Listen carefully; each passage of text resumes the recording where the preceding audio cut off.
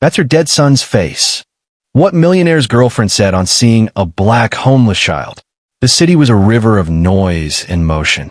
Cars honked. People rushed by with their heads down, lost in their own worlds. On the side of the busy sidewalk, the world moved a little slower. This was where a young black boy sat.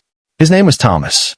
He was small for his age, with skin the color of rich earth and eyes that held a sadness too deep for a child. He sat quietly, a small, chipped plate on the ground in front of him. He didn't call out or beg loudly. He just sat, hoping someone would see him. Walking through this river of people were a man and a woman. The man, Mark, walked with his shoulders slightly hunched, his expensive suit looking out of place among the crowd. His eyes were distant, looking at nothing. Beside him, Sylvia clung to his arm. Her high-heeled shoes clicked sharply on the pavement, and her face was fixed in a slight frown, as if the very air of the street offended her. Their car had broken down just a few blocks from Mark's home. Sylvia had wanted to call a driver immediately, but Mark, for a reason he didn't understand himself, had decided to walk. It was something he used to do a long time ago. As they passed the spot where Thomas sat, Sylvia's sharp eyes flickered over him. She let out a short, cold laugh and nudged Mark. "Look at that," she said, her voice like ice. "That boy looks just like your dead son." The words were meant to be cruel, a nasty little joke to shock Mark out of his quiet mood. She expected him to get angry or to just ignore her and keep walking. But he didn't. The words hit Mark like a physical blow. He stopped dead in his tracks. His mind, which had been so carefully closed off for years, suddenly flew back in time. He saw his son, Victor, his bright smile, his big, trusting eyes. The memory was a pain he had buried deep inside for 3 long years. Slowly, almost afraid, Mark turned his head towards the boy, and his breath caught in his throat. Sylvia was right. The resemblance was unbelievable. The same shape of the face, the same deep, thoughtful eyes. It was like looking at a ghost that was skinny, dirty, and dressed in rags. Ignoring Sylvia's impatient sigh, Mark walked over to the boy. He didn't just toss a coin. He knelt down right there on the dirty pavement, so his eyes were level with the boy's. Thomas looked up surprised. People usually didn't get this close. Mark didn't say a word. He reached into his pocket, pulled out his wallet, and took out a crisp $100 bill. He carefully placed it in the center of the boy's empty plate. Thomas's eyes went wide. He had never, ever seen so much money. He looked from the money to the man's kind face and back again. Overwhelmed with joy and gratitude, he scrambled to his knees and bowed his head low to the ground. "Thank you, sir. Thank you so much," his small voice whispered. Mark felt a lump in his throat. He reached out and gently tapped the boy's curly hair. "It's okay, son. You don't have to do that. What is your name, boy?" Mark asked, his voice soft. "I'm Thomas, sir," the boy said, his eyes shining with pure, unbelievable joy. "All right, there you go. You know his name now. Can we please get going?" Sylvia's voice cut through the moment like a knife. She was tapping her foot, her arms crossed. Mark acted like he didn't even hear her. He was still looking at Thomas, still stunned by the boy's face and his gentle manner. "What is a child like you doing here all alone?" Mark asked. The light in Thomas's eyes dimmed a little.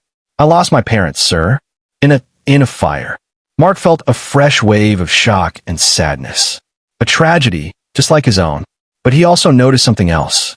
The way Thomas spoke. His words were clear and polite. He didn't sound like a child who had grown up on the streets. He sounded educated. "Oh, please don't tell me you're falling for this little performance," Sylvia said, her voice dripping with disgust. Mark turned to look at her. This was the woman he had been with since the accident that took his wife and son. She could be difficult, but he had never imagined she could be so heartless. Her beautiful face was like a mask, hiding something very ugly inside. Mark opened his mouth to tell her exactly what he thought, but her phone rang. She answered it, her voice suddenly sweet and fake. "I'll be back," she said to Mark, covering the phone. "And when I come back, I don't want to see you still here with this thing." She walked a few steps away to finish her call. Mark took a deep breath to calm himself. He turned his attention back to Thomas, who was still smiling, unaware of the tension he had caused. "Thomas, I'm so sorry about your parents," Mark said. How do you feed yourself? Thomas looked down at the ground. I sit here in the street, sir. People are kind sometimes. And is it enough? It is enough to sustain me and Clark, Thomas said, a small smile returning. Clark? Who is Clark? Mark asked. My pet dog, Thomas said, his smile growing wide. This simple statement hit Mark harder than anything else. His son, Victor, had always wanted a dog. He had begged for one every birthday and every Christmas. They didn't just look the same. They even liked the same things. It felt like a sign from the universe. How about school? Do you? Mark began. Don't tell me you are still interviewing the stray kid. Sylvia's voice cut him off. She was back, her phone put away, her impatience back in full force. That was Lucy. The investors from China are at the house now. The guests have arrived. So, are you ready to go now? Or do you still want to stay here playing the Good Samaritan? Her words were sharp and meant to hurt. They hit Thomas first. He flinched and pulled back into himself, becoming the small, quiet boy from before. Sir, please, you can go. I don't want to cause any trouble. You've already helped me so much. Thank you. Mark looked at Sylvia. He knew this meeting was crucial. Mark, he was a wealthy man, a millionaire, and this deal with the Chinese investors was very important. He had chosen his own home for the meeting to keep it quiet. He couldn't miss it. He stood up, brushed the dust from his expensive trousers, and gave Thomas one last, warm smile. You be a good boy, all right? All right, sir. And thank you again. Finally, Sylvia yelled, and with that, they walked away, disappearing into the flow of people. The meeting at home went perfectly. The deal was sealed. Mark was richer than he was a few hours before. But all he could think about, all he could see behind his eyes, was the face of that young boy on the street. What happened next is something you would never expect, especially if you're enjoying this story so far. This is just the beginning of a huge turn in Mark's life. Please don't forget to subscribe. The next day, Mark didn't go to the office. He told Sylvia he was taking the day off to rest after the big deal. But he had another plan. He went back. Alone. He walked to the same spot on the busy street, and his heart leaped when he saw Thomas there again. Hello, Thomas, Mark said. The boy's head shot up. Hello, Uncle. You came back, he said, his whole face lighting up with excitement.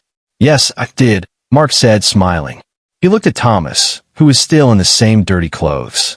Before anything else, let's get you some real food. Thank you, sir, but I just ate, Thomas said politely. Mark knew it was a kind lie. Consider it a gift, he said. A gift? For what, sir? You reminded me of someone, Mark said, his voice growing soft. Someone very close to me. You brought back memories I tried to forget. Thomas just listened, his head tilted.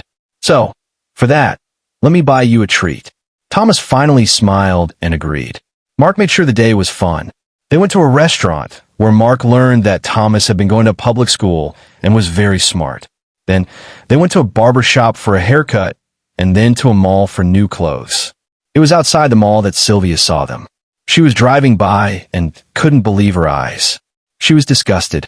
She slammed her car to a stop and got out. What are you still doing with this thing? She hissed, marching over. You are ruining my image by letting this nobody stay close to you. I thought you said you wanted to rest. Sylvia, there's no need to get so worked up. He is just a child, Mark said, trying to stay calm. He is not a child.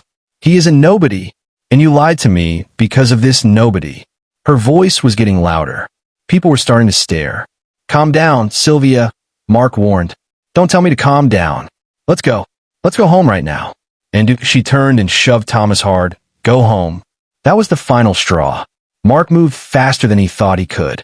He forcefully grabbed her arm and pulled her away from Thomas. He raised his hand, coming so close to slapping her that she flinched back. Don't, he growled, his voice low and shaking with anger. Don't you ever dare touch him.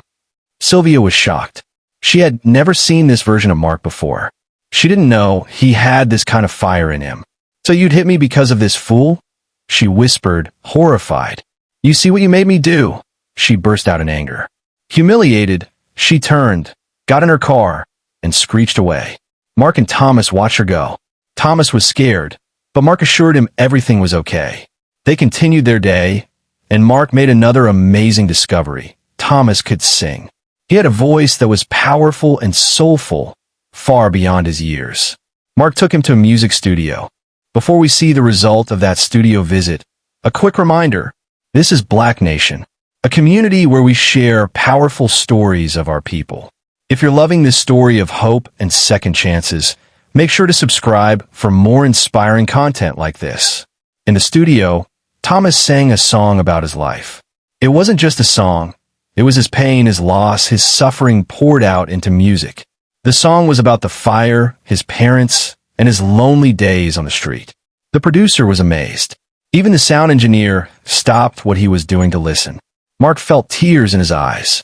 The boy was incredible. Meanwhile, Sylvia was furious. She went to a bar to cool off, but what she saw on the TV above the counter destroyed her. Someone on the street had recorded the whole thing outside the mall. There it was for the whole world to see. Her calling Thomas a thing and a nobody, her racist anger, and Mark defending the boy. The video was already going viral. The following days were hell for Sylvia. She was a marketing expert, but now no company wanted to be associated with her. No one would work with a racist. Her career was completely destroyed. She tried calling Mark to apologize. He forgave her, but he told her he could never be with her again. As Sylvia fell, Thomas began to rise. Mark took him into his home, not to replace his dead son, but to honor his memory. Thomas's song was released. People everywhere connected to its raw emotion and powerful message. It blew up, becoming the most popular song on the internet in just a month. Thomas entered Mark's life and made him remember the man he used to be, a kind man, a loving father. And up until this day, Thomas still sings. He sings out his pain and heals others with his voice, living a life full of the love and safety he always deserved. All because one man stopped to look at a lonely boy on the street and saw a reflection of his own lost love. This is Black Nation, a community where we lift each other up and share stories of hope, struggle, and triumph. If you believe in stories that show the power of kindness, please subscribe for more.